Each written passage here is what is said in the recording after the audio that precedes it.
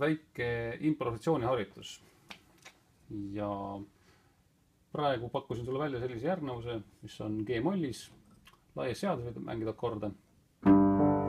G-moll, S-tuur, Bes-tuur ja F-tuur. Paremas käes kõige lihtsam, kõige kindlam helilaad, mida siia mängida, on pentatoonika.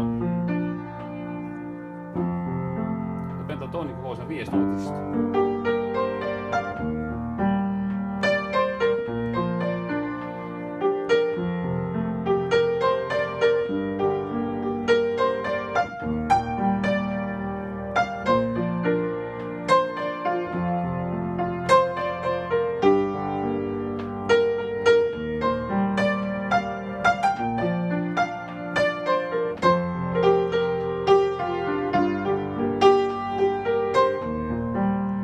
See on pentatoonika.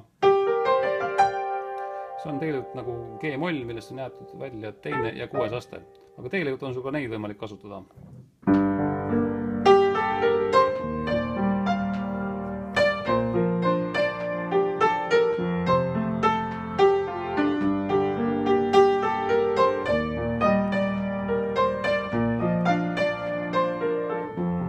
Loetsin lihtsalt need sinna juurde.